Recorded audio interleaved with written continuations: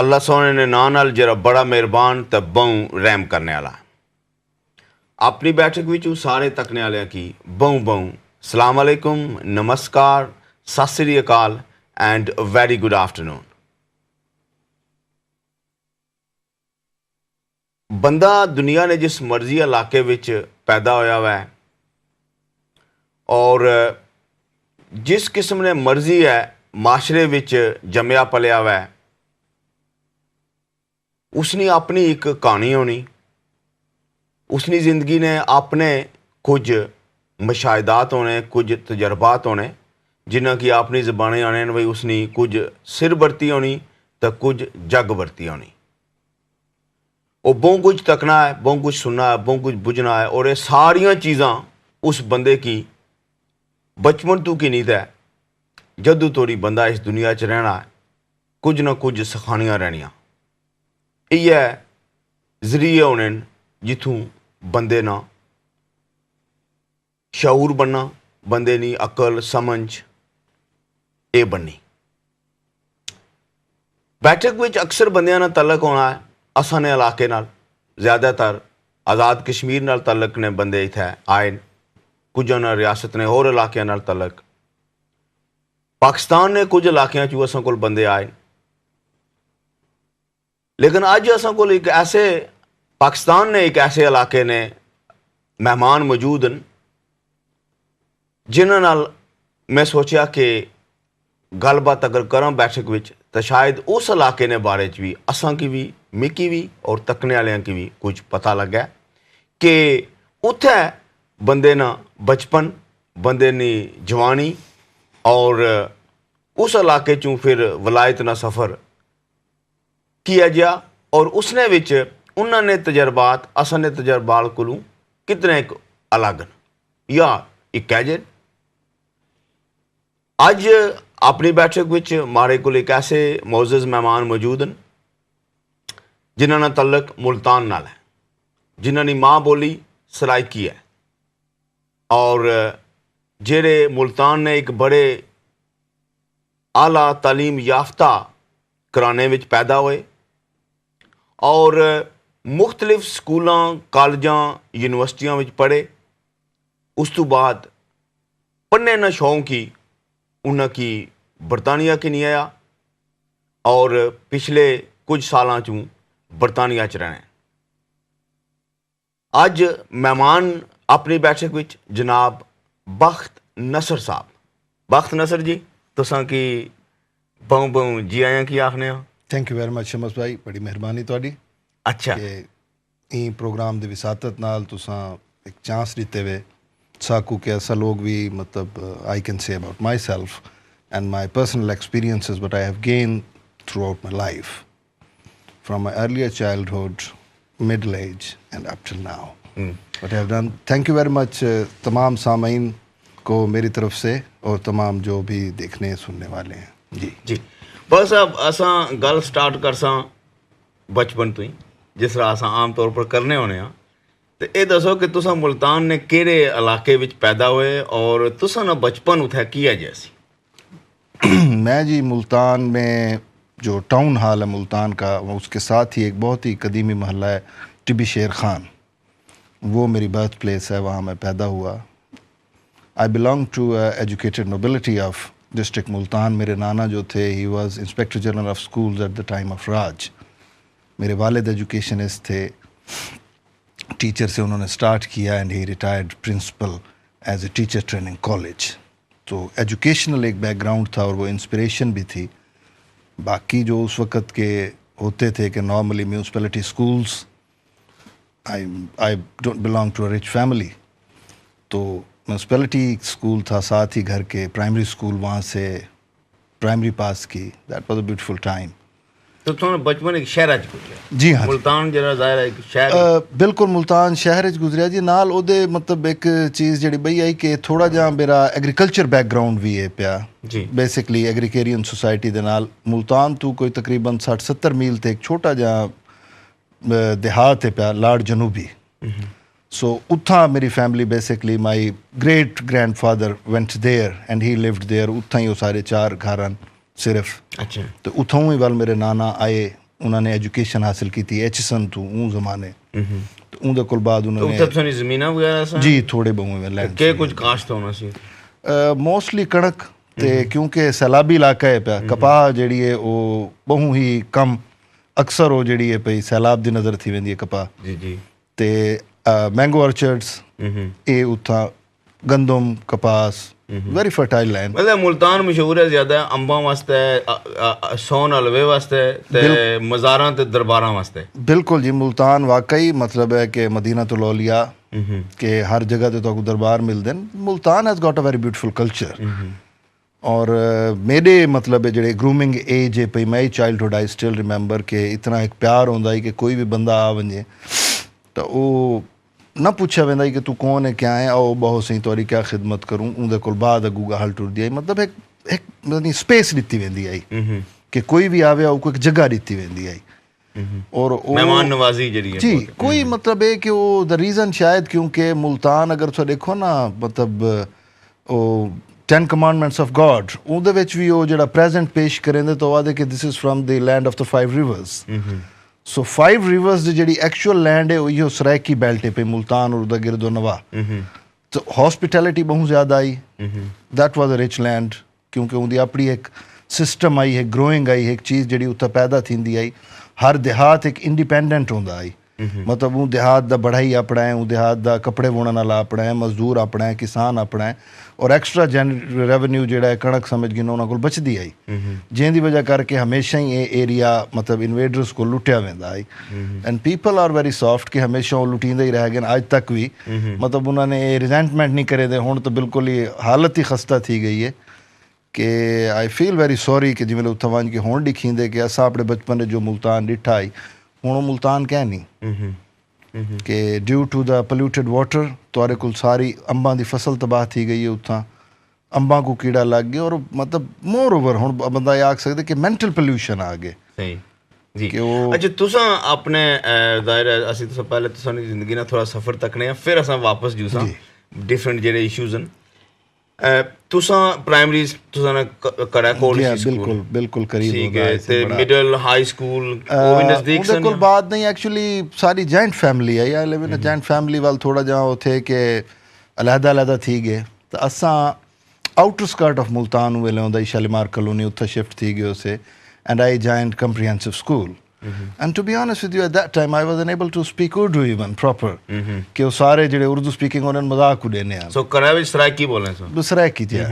ਤੇ ਬਾਕੀ ਜਿਹੜਾ ਹੈ ਉਹ ਖਿਲਦੇ ਆ ਸੀ ਵੀ ਅੱਛਾ ਚਲੋ ਠੀਕ ਹੈ ਕੋਈ ਥੀ ਵੈਸੀ ਸੋ ਉੱਥੋਂ ਕੰਪਰੀਹੈਂਸਿਵ ਤੋਂ ਡਾਮੀ ਕੀਤੀ that was the most beautiful period ਸਾਰੇ ਅਸਾਤਜ਼ਾ ਬੜੇ ਕਾਬਿਲ ਇਹਤਰਾਮ ਔਰ ਉਹ ਵਾਲਿਦ ਸਾਹਿਬ ਦੀ ਵਜ੍ਹਾ ਕਰਕੇ ਬੜਾ ਪਿਆਰ ਕਰੇ ਨੇ ਸ਼ਫਕਤ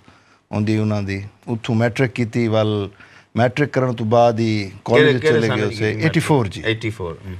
84 ਵਿੱਚ मैं मैट्रिक की वाल मैं गवर्नमेंट कॉलेज बोसन रोड चला गया which is known as government college Multan actually पुराना नाम होंगे government Emerson college lord Emerson ने मतलब वो बनाया उसी सो इन्होंने उनका नाम गवर्नमेंट कॉलेज मुल्तान कर दिते तो बहरहाल उत्थां अस पढ़ते रह गए उसे that was a beautiful time वो कोई पोलिटिकल एक्टिविटीज़ आ गए थोड़ा जहाँ पोलिटिकल बैकग्राउंड भी आई कॉलेज जाके कॉलेज आके क्योंकि या स्कूल विच ही शुरू कर दियो स्कूल थोड़ा जा होंदा ही मगर इतना मतलब शौरी हवाले नाल एडा क्या ना अगुआ से क्योंकि हालांकि मेरे मामू जेड़े हैं वो ही was the pioneer of Pakistan Peoples Party Mahmood Shaukat और मेरे को आज तक याद है कि 77 तो बाद जो भुट्टो साहब प्रिजन है चांद पे nobody can afford any sort of public assembly जी ते सिर्फ वो सादा ही घर आई जिंदे उते एक दफ़ा जलसा थे आई and I was 7 or 8 years of age I met Pir Abdul Hafiz Pirzada Nawabzada Nasrullah Khan मरहूम कौसर न्याजी मरहूम है बाकी सारे लीडर उत्थां आए मिराज मोहम्मद खान साहब इन्हों को मामू के बड़े अच्छे दोस्तों के विचों आन पे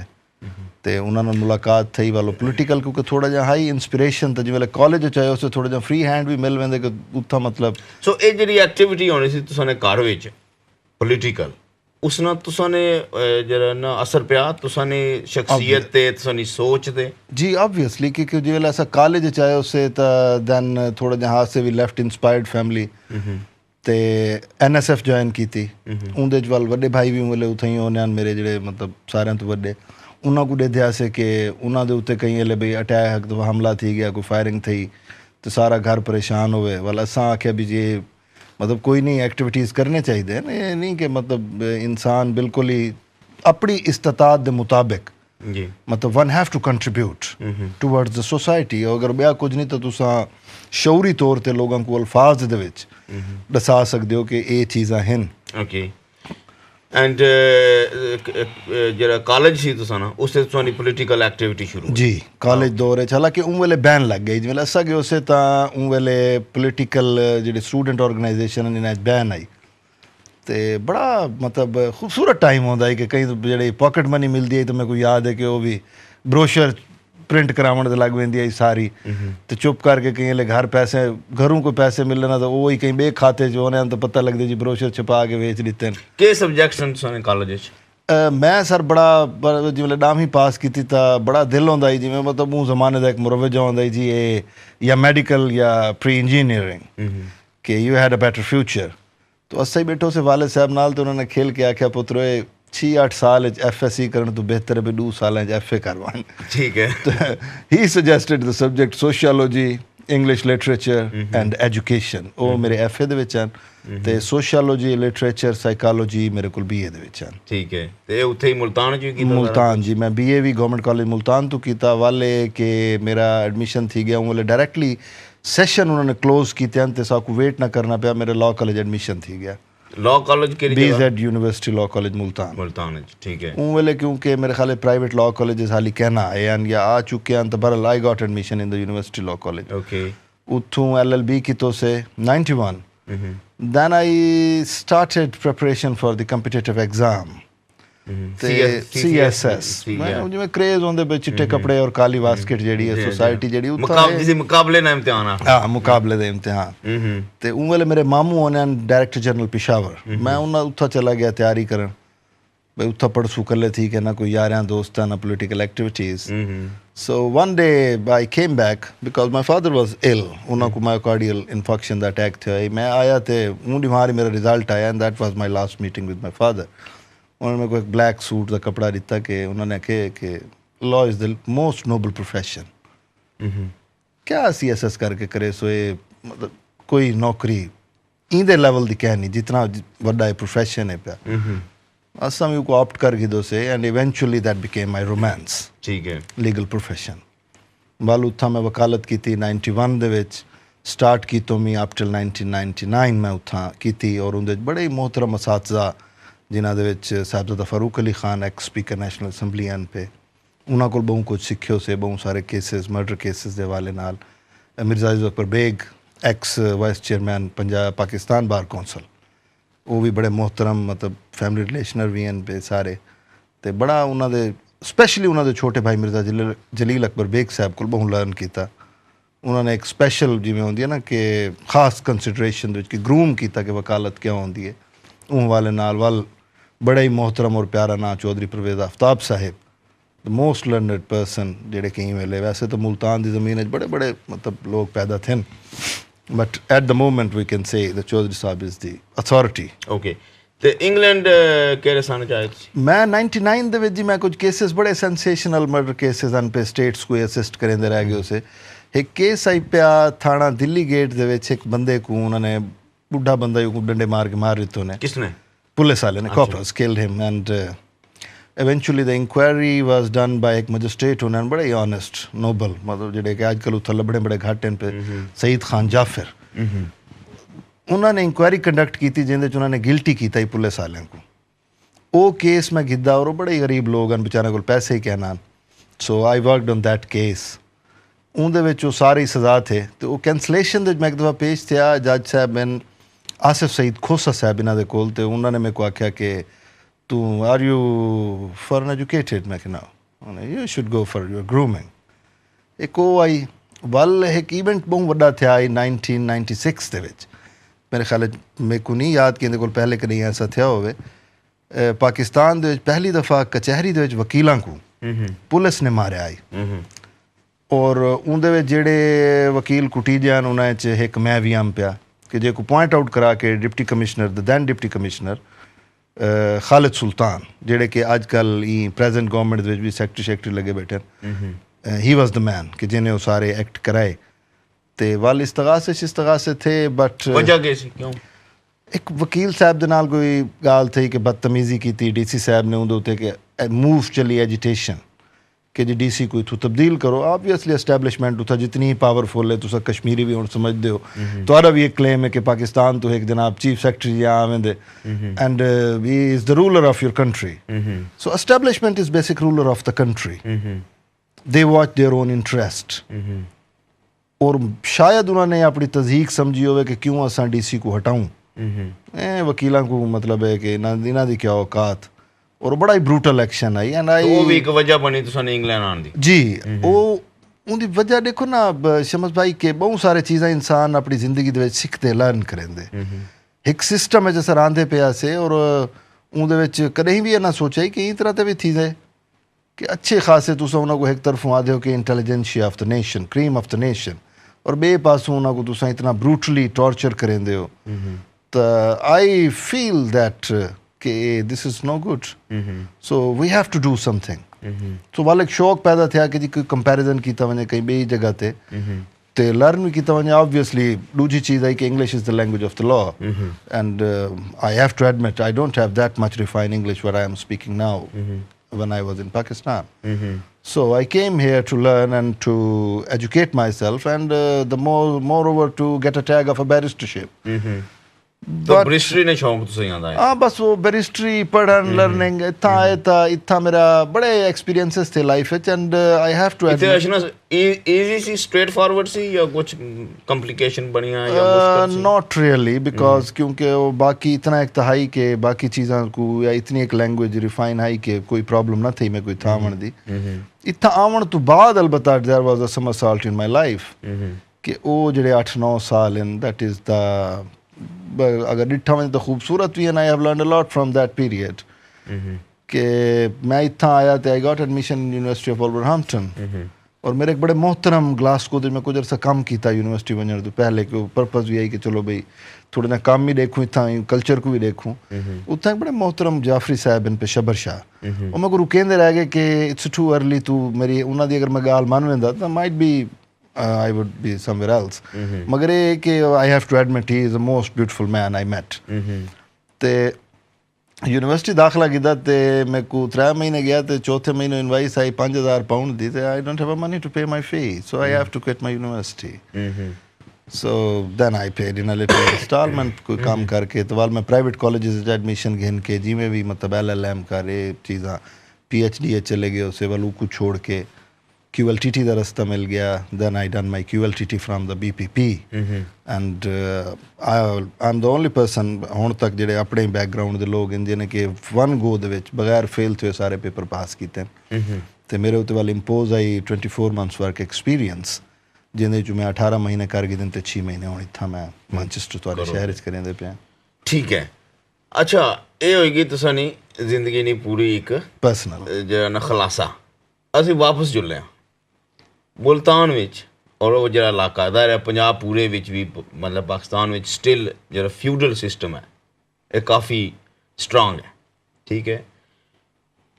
ਤੁਸਾਂ ਨਾ ਜਿਹੜਾ ਘਰਾਨਾ ਸੀ ਉਸਨੇ ਚ ਵੀ ਸ਼ੁਰੂ 'ਚ ਜਿਹੜੀ ਪੋਲੀਟਿਕਸ ਸੀ ਉਹ ਉਸ ਫਿਊਡਲ ਸਿਸਟਮ ਨੇ ਇੱਕ ਤਰ੍ਹਾਂ ਦੀ ਖਿਲਾਫ ਵੀ ਆ ਸੀ ਠੀਕ ਹੈ ਸੋ ਇਸ ਨਾਲ ਤੁਸਾਂ ਦੀ ਜ਼ਿੰਦਗੀ ਪਰ ਕੀ ਅਸਰ ਪਿਆ ਬਚਪਨ ਤੋਂ ਕਾਲਜ ਲਾਈਫ ਤੁਸੀਂ ਫਿਊਡਲ ਸਿਸਟਮ ਨੂੰ ਕਿਸ ਤਰ੍ਹਾਂ ਤੱਕਦੇ ਹੋ ਕਿ I had a rebellious attitude against that. The reason thereby we have to define the feudal. देखो एक उतना बहुत वड्डी हस्ती पैदा थी है नवाब कोड़े खां जतोई करें तो को इत्तफाक थे उन पासे वंजण दा मुल्तान दे नाल एक शहर मुजफ्फरगढ़ अच्छा मुल्तान और मुजफ्फरगढ़ चनाब दा जिहड़ा पुल है उंदे तो टैक्स क्या नहीं टोल टैक्स गवर्नमेंट ने कोशिश की थी कि वो करो और बड़े रिटां थी गया हाई कोर्ट मैटर चला गया मैटर वो रेलवे ने आख्या कि ऐसा बनवाया आई बाद पता चला कि रेलवे भी ने बनवाया आई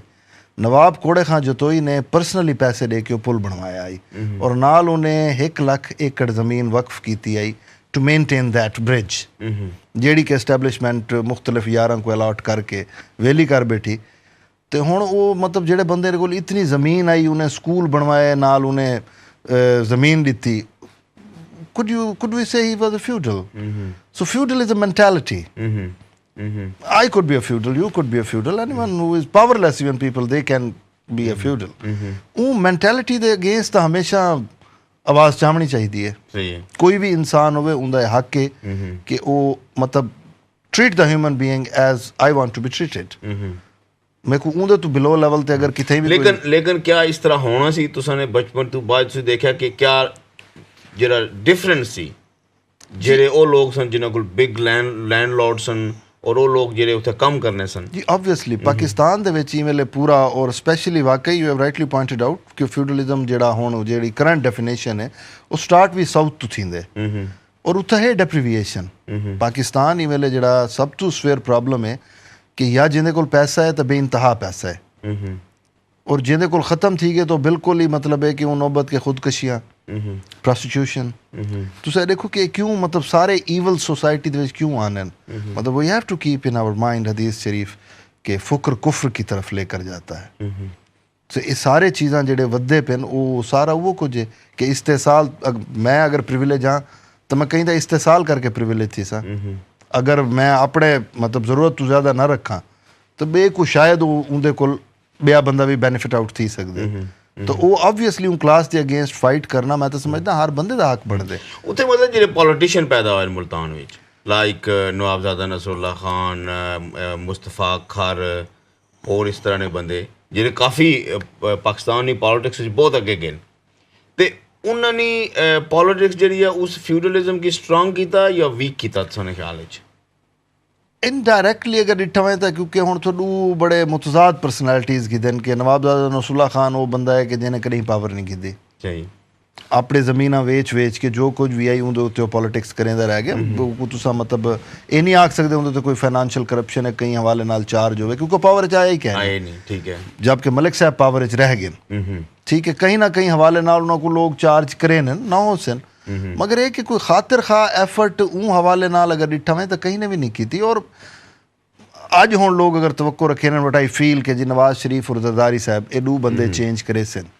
क्या ये अफोर्ड कर सकते हैं कि जेडे महल्ला च रहिंदे पिन या जेडे प्रिविलेज यूज़ करेंदे पिन ये उन्होंने को छोड़ सकते हैं? Absolutely not. जब तो को छुड़े सन कहना तब तक अवाम की फलाह नहीं थी सकती। अच्छा हुण अवाम ये सोचेंदी पई है कि शायद ये सारे रेस्क्यूअर हैं absolutely they are not public जब तक कि असा खुद ना खड़े थी सूं अपने राइट्स दे कीते कोई भी राइट नहीं देंदा। अच्छा एक क्या जाना कि जेरी पब्लिक होनी इन अ फ्यूडल सोसाइटी पर्टिकुलरली जेरे लोगों को जाहिर है कि इतनी हिम्मत नहीं होनी इतना हौसला नहीं होना उन्होंने ज़िंदगी इतनी ज़्यादा डिपेंडेंट होनी है जेरे उत्थे ने एक तरह ने उन्हें अन्नदाता आख्या जाना दही खुदा भी क्या जाना उन्होंने कि वो कुछ नहीं कर सकने चाहने उन्हें ख्वाहिश तो होनी है लेकिन उन्होंने को हिम्मत नहीं होनी और जब तक वो हिम्मत ना करन तब्दीली नहीं आ सकनी। इस कंटेक्स्ट में ये भी क्या जाना कि जिला जुल्फकार अली भुट्टो ने नारा दिता है रोटी कपड़ा मकान तो उस वक्त एक आम आदमी जरा उसकी थोड़ी हिम्मत आई जी ये गल सही आई एग्री विद यू बिल्कुल। मेरे बचपन के एग्जाम्पल हैं कि एक दफ़ा मेरे वालिद साहब ने बड़े मोहतरम दोस्त मेरे चाचा जी भी हैं उन्होंने नाल में गाल थी पई कि क्रिटिसाइज़ किया पीपल्स पार्टी को तो उन्होंने उत्तों आख्या कि मैं एक दफ़ा गया तो अपने मुजेरे को पूछा मैं तो जुल्फकार अली भुट्टो ने क्या दिते तो उन्हें आख्या मलिक साहब तोरे नाल तो बैठे हैं ये थोड़ी गल है यानी इनका मतलब है कि बट आई फील कि इहदे कोल पहले they were not allowed to sit with them मतलब ये तो उत्था है जिथा कि फ्यूडलिज्म काफ़ी हद तक मुक चुके जिमें ही असा साउथ तो अगू निकलते यानी बलोचिस्तान डे गिनो या इंटीरियर सिंध डे गिनो उत्थे स्टिल भी वो पोजीशन है कि chief is the chief Balochistan के सरदार है पिया वो भावें स्याह करे सफ़ेद करे वो सरदार है पिया सेम इन सिंध कि वो जो भी आखसी वर्ड उनके प्रिवेल करे सन बाकी तो कहीं तो नहीं करने यानी ओके या मतलब पीपल्स पार्टी दी ज़ाहिर है एक बुनियाद इस चीज़ ते सी कि लोगों नू असी इक्वैलिटी देनी है लोगों ने असी बेसिक राइट्स देने और ये जरा क्लास सिस्टम है चाहे वो जागीरदारी नहीं बुनियाद दे चाहे वो सरमायादारी तो खैर उथे बेचारी है जो इस वक्त इस पोजीशन तक कदे आई नहीं है लेकिन मेन जरा नारा यह सी कि असी इस सिस्टम में जी इनहेरिटेंट ऊंच नीच है उसी खत्म करना हिम्मत तो आ गई ठीक है नाल बह गए लेकिन जरा ना स्ट्रक्चर च फर्क कोई पिया कि उन्होंने कोई जमीन भी मिली स्ट्रक्चर दे विच फर्क क्या पौना है जी उनदे विच एक्सक्यूज मी जेड़ा गाल की वेंदे पीपल्स पार्टी थे कि Peoples Party has change their manifesto ਜਿਹੜੇ 70 ਦੇ ਜਿਤਨੇ ਵੀ ਲੋਕ ਹਨ ਜਿਹੜੇ ਪੀਪਲਸ ਪਾਰਟੀ को एस्टैब्लिश ਕਰਨ ਵਾਲੇ ਹਨ क्योंकि असा लोग सिर्फ लीडर को देते हैं पोलिटिकल वर्करां को नहीं देते which is the most noble and most beautiful in all this organisation के जिन्हें लोगों को इकट्ठा उन्हें करना होंगे कन्विंस पोलिटिकल वर्कर करें दे वो जड़ा 70 वाला पोलिटिकल वर्कर है वो भुट्टो साहब को छोड़ गया है due to the deviation in the philosophy कि भुट्टो साहब डिविएट कर गए और अगर भुट्टो साहब जिन्होंने लोगों के नाल मिल के गए मतलब लोग तारीख गवाह है कि अगर कोई भी लीडर के नाल आवाम खड़ी होती है तो आवाम निकलती ज़रूर है मतलब उतनी और जितनी ग्रेविटी के नाल उन्होंने को रिलीफ मिलते हूँ ग्रेविटी के नाल निकल से यानी जितनी जोर दी तुसा बॉल कंध ते मरे सो वो बाउंस हुआ ही थी सी सो इना मतलब है कि लोगों का उतना रिस्पॉन्स ना इन्हें तो भुट्टो साहब कितने निकल आते उनके कोल जितना रिस्पॉन्स आई उन्होंने पीपल्स पार्टी को हर वेले दिते नवाज शरीफ को भी दिते हूँ मतलब अगर ये पब्लिक को कितने रिलीफ मिलता पे मेरा मतलब अगर असा को तारीखी तौर पर देते हैं 70 कुल गिन के होने तक ले गिनो पब्लिक को रिलीफ तो नहीं मिला कि जेड़े भी लोग जेड़े भी मैनीफेस्टो ते आए उन्होंने अपने मैनीफेस्टो ते कोई काम ही नहीं किया यानी कि आसरे और उम्मीदां ये तो मिलियन जी हाँ लेकिन एक्चुअल जी रियल लाइफ विच तब्दीली नहीं रिलीफ देखो ना जी तुसा हुण प्रेजेंट डे गिनो ना कि लोगों का इंदे कोल भी क्या रिस्पॉन्स होवे कि इतनी वड्डी मूव बना के उन्होंने मतलब these politicians were unable to go to Pakistan कि बेचारे इतना पे थे वो एक वेरी इंटरेस्टिंग इसना तलक है लॉ नाल और लॉ ना जरा प्रोफेशन है एंड वकीलां दी जेडी मूवमेंट है लेकिन उससे पहले अस स्टूडेंट मूवमेंट की गल कर सन लेकिन वक्फे तो बाद इस वक्त असा को टाइम होया एक निके जे वक्फे ना वक्फे तो बाद मुरीश ने और बख्त नसर नाल असा गलबात जारी रखसा असा नाल ही रहे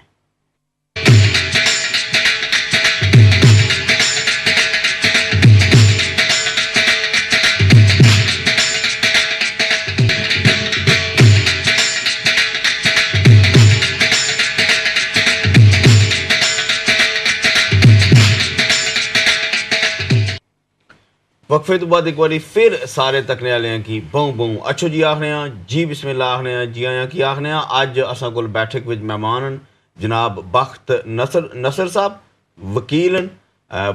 पाकिस्तान विच भी क्वालिफिकेशन की ने वकालत जी बरतानिया च भी और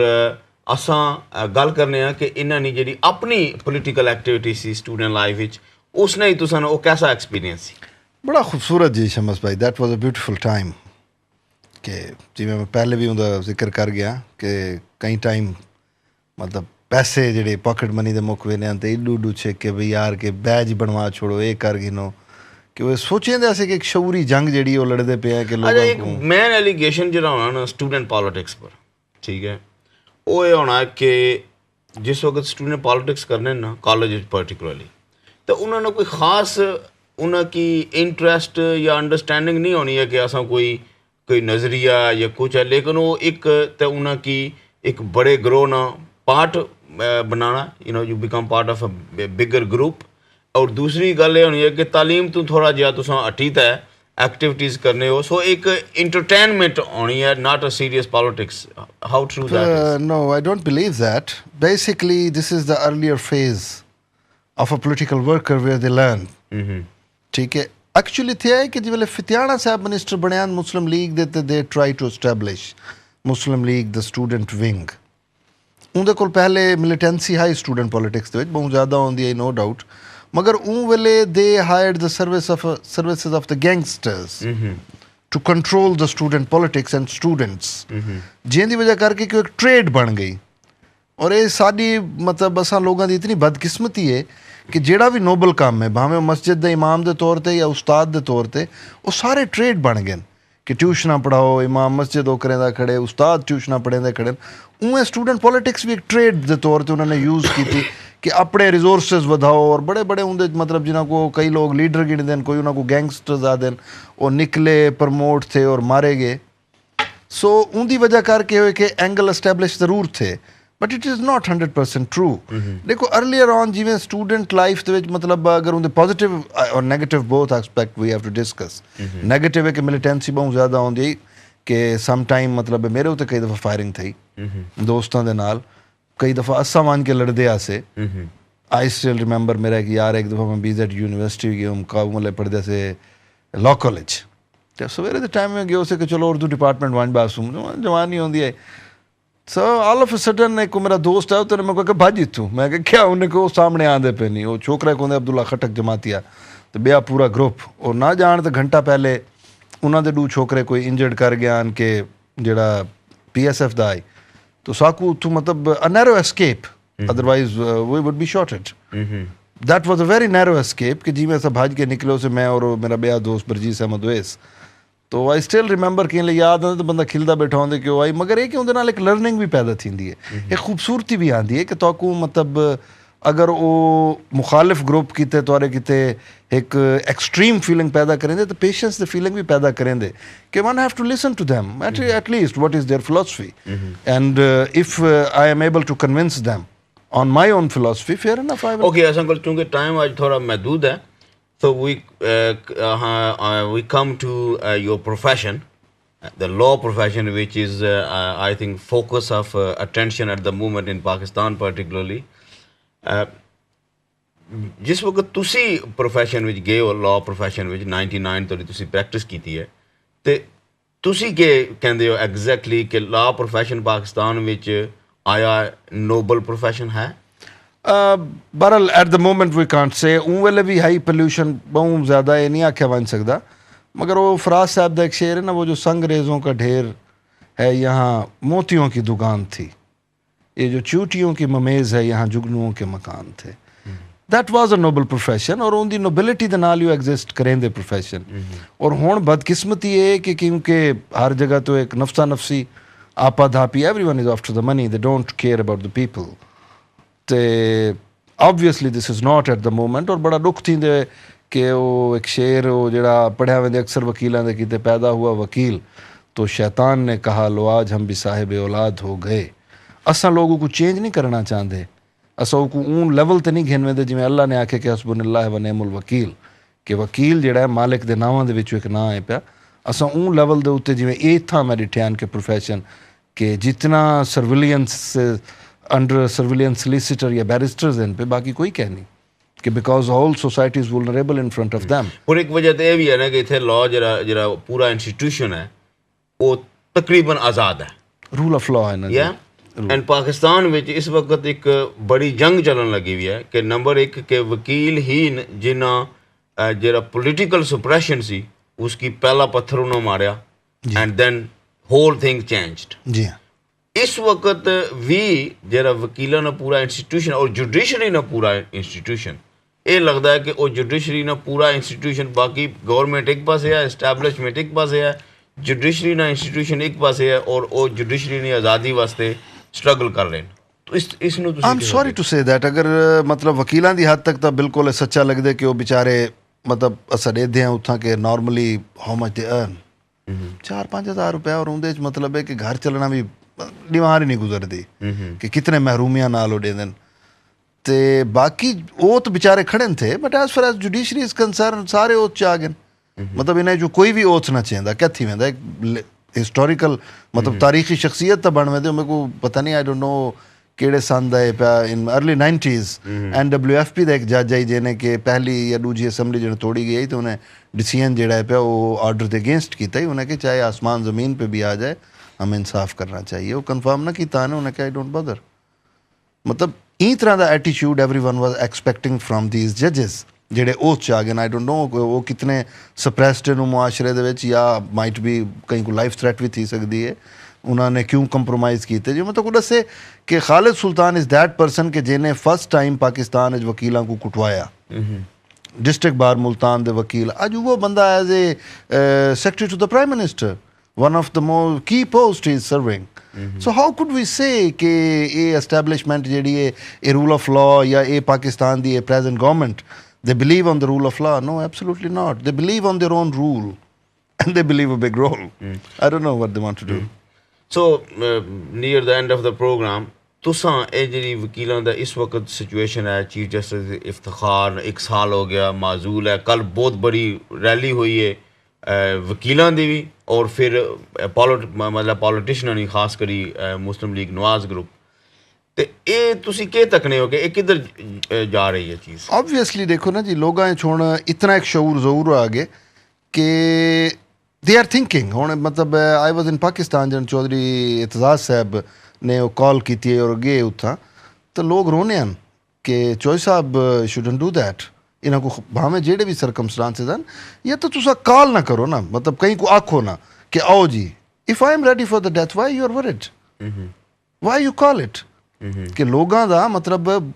कोई 70-77 तो बाद इतने लोग निकले हैं जेडे सारे बह गए मतलब वो किससे वो यकीन करें किसको मुद्दा चाहे वाली गाल भी के को बंदा मन्ने कि यार इंदे उत्ते ट्रस्ट कीता वने people are looking for a proper leader now और वो थी सकते माइट भी शायद ही मूवी चो निकल आवे नवाज शरीफ और इंदे नाल टुरदे होए वकीलां चो कोई निकल आवे कोई बयान निकल आवे obviously it's a matter of history तारीख ने वो पैदा ज़रूर करने तो नहीं अपनी बैकग्राउंड जी है पीपल्स पार्टी नहीं है फ्रॉम जनरेशनस ਤੁਸੀਂ ਕੀ ਸੋਚਦੇ ਹੋ ਕਿ ਜਿਹੜੀ ਅੱਜ ਨਹੀਂ ਪੀਪਲਸ ਪਾਰਟੀ ਹੈ ਇਹ ਕੁਝ ਡਿਲੀਵਰ ਕਰ ਸਕਣੀ ਹੈ ਲੋਕਾਂ ਨੂੰ ਰਿਲੀਫ ਵਾਸਤੇ आई डोंट थिंक सो उनकी वजह है कि एक तो वो पीपल्स पार्टी मतलब जी ऐसा गाल करना फिलोसफिकली वो पीपल्स पार्टी कहनी दूसरा देखो ना कि हर लीडर अपने नोबल्स चेंज करेंदे मतलब भुट्टो साहब दे नाल बे नोबल्स हैं बेनज़ीर साहिबा आई उन्होंने बे नोबल्स आ गए हूँ प्रेजेंट की मिसाल है मतलब जरदारी साहबान तो उन्होंने they immediately change their nobilities कि peoples with in the Peoples Party they change their nobles कि मैडम साहिबा दे नाल बड़ी मोहतरमा नाहिद खान साहिबा बड़े क्लोज हैं पे आज देखो कि where is she is out of the scene the most of the people जेडे मैडम साहिबा नाल सर्व करे दे are out of the scene now वो सारे नवे नोबल्स हैं पे और वो इट्स मतलब इन्ना कोल तो तुसा मैं जी प्रेजेंट लीडरशिप है ना चाहे वो हुण एक आई कि ANP was the honest party which is honest towards their people मगर तुसा हुण देखो कि वो भी अपने लोगों के अगेंस्ट थी खड़ी है कि जेड़े मैनीफेस्टो ते आई वो मैनीफेस्टो ते अमल नहीं कर सकी दे शुड रिजाइन पावर कोई वड्डी शै नहीं होंदी इन्हां कोल अगर असां तवक्को रखूं कि ये तब्दीली घेन के आसे absolutely not we have to see some new leadership we have to work आएगी कोई पॉसिबिलिटी नजर आ रही है पॉसिबिलिटी भी होती है ना कि शमस भाई it's a matter of history it's not nobody has got a charismatic stack के विद इन अ डे वो पैदा थी वे प्लान्स होने हर कहीं दे कोई 100 साल बाद 50 साल बाद शायद कोई अच्छा नोबल लीडर आवे जेड़ा कि कौम दा रुख सुधार वने एफर्ट हो जिमें मतलब वट आई वॉज प्लानिंग कि कई तरीके से अल्लाह इस्तात देवे कोई उत्था भी ऐसा मतलब क्योंकि ये पार्लियामेंटेरियन नहीं कर सकते they don't they well I am sorry they are bit thick at the top देखो ना इतना एक्सेस टू जस्टिस एक्ट है पिया कि हर गरीब आदमी को एक्सेस दी गई है उनकी फंडिंग थी है it's responsibility of the state मतलब इतना सोशल बेनिफिट्स इन पे NHS से पे तो कहीं भी सिस्टम को देखो कि state is meant for the people people are not meant for the state रियासत अवाम के लिए है वहाँ तो अवाम को मतलब उसको हाँका जाता है और third world country they can't afford it कुछ नहीं जी कम से कम एथिक्स तो अफोर्ड होते हैं ना जी मैं यहाँ पे पिछले 9 सालों से हूँ किसी ने मुझसे आज तक ये नहीं पूछा कि वेर इज योर आईडी हम इनको कहते हैं कि डिस्क्रिमिनेशन है कलर डिस्क्रिमिनेशन है absolutely not they haven't asked me about my ID any copper I have got an accident भी हुआ और भी मतलब ऐसे कई मसाइल आए वहाँ अपने ही घर में आप घर से बाहर निकले तो आपको 70 पुलिस वाले रोक के जानते हुए भी कि ये कौन है तो फिर भी वो पूछते हैं जनाब हैव यू गॉट योर आप शनाख्ती कार्ड कटो जी अब बहू कितों आए हैं मतलब एथिक्स ही नहीं है ना तो जब तक आप एक रूल ऑफ लॉ क्योंकि वो रिस्पॉन्सिबल नहीं वो किसी के सामने आंसरेबल नहीं है पूरा एक सिस्टम जो आप जो चेन है वो करप्शन जो है ये हमेशा ऊपर से आएगी और number 2 corruption is the product of fair जो खौफ में है वो करप्ट है अब जो जिनको खौफ है जो अपने साथ अपनी प्रोटेक्शन के लिए 100 गनमैन लिए फिरते हैं आप उनसे मतलब नोबल एक्ट्स की तवक्को करें इट इज़ इम्पॉसिबल जैसे वो कहते हैं ना कि कदम चलते कि वो बता देते हैं कि ये किस तरफ जा रहे हैं तो वो यही चीज़ें होती हैं अच्छा जरा ना एक और इंपॉर्टेंट जी गल मैं पूछना चाहना सा सराइकी जी जबान है ठीक है ऑब्वियसली हूँ आस्ते आस्ते सराइकी जबान लिखी जा रही है लेकिन जी सराइकी ने एक पूरी मूवमेंट भी है ताज मोहम्मद लंगा साहब होर कुछ लोग जेडे उसने काफ़ी डेडिकेटेड लोग जेडे कम कर लगे हुए के बेसिकली के है उसका मुतालबा की है सराइकी मूवमेंट का एक्चुअली मेरा कोई ज़्यादा तो क्या नहीं बहरहाल खान साहब बड़े ही मेरे मोहतरम बड़ा प्यार करन बहु शफीक और हमेशा उन्होंने रहनुमाई की थी है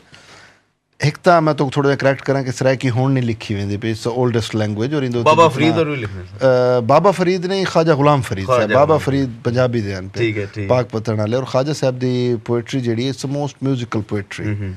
कि जिंदे कि मतलब सारे दे सारे कोई भी राग रंग ना को समझण दे किते वेरी इंपॉर्टेंट, और फिलोसफिकली भी वेरी इंपॉर्टेंट है ख्वाजा साहब दी पोएट्री। बे भी बहुत सारे शायर इन पे, और सिर्फ बाबा फरीद सराइकी ते मूवमेंट दा मुतालबा किया कि आखिरी में उन्होंने बस ये है कि सराइकी सूबा बना दो। अगर सराइकी देखो जी ना तो ना बने, एडमिनिस्ट्रेटिव बनना चाहिए सूबा। पंजाब की डोमिनेंसी जी है थोड़ी जी को बाकी सूबे के लेवल तक गिन के आओ, त्रै एडमिनिस्ट्रेटिव सूबे बना दो इस तरीके से। नाल क्वेश्चन तो सब तो बड़ा है ना शमस भाई, रिलीफ ऑफ द पब्लिक। यानी वट आई बिलीव कि सराइकी की आवाज़ देता है, चलो सो सूबा ना बनाओ, सराइकी आवाम को कुछ रिलीफ तो दे दो ना एटलीस्ट, उनको मतलब ब्रेड एंड बटर तो हो नहीं जी। मतलब what I personally believe, language is for you and me, I don't segregate on the languages. Language कदें नहीं खत्म थी होनी, जी वड्डी लैंग्वेज वो अपनी एग्जिस्टेंस जानती है, मगर असा को आवाम का तो कुछ देखना चाहिए ना कि जितनी पॉवर्टी हुण थी गई है कि लोग अट्टे की, तो मैं अगली बार एक टैक्स में कहने पाकिस्तान तो भेजिए कि लोगों ने जेरे मसाइल ओ जी उन्होंने अजे भी रोटी कपड़ा मकान इन ज़बान शायद मिडिल क्लास का मसला है। मिडिल क्लास तो नहीं, जबान देखो मतलब तुहाडे भी अगर पहाड़ी तो बुलेंदे हो तो जबान कहीं नहीं मुकदी। मतलब वो एक सेकंड मैं तो दसदा पे कि उन्हें 2020 का नक्शा छिके और इन दी एंड लिखा खड़ा है कि आटा has been stolen from the Lahore museum. That was very very देखो कि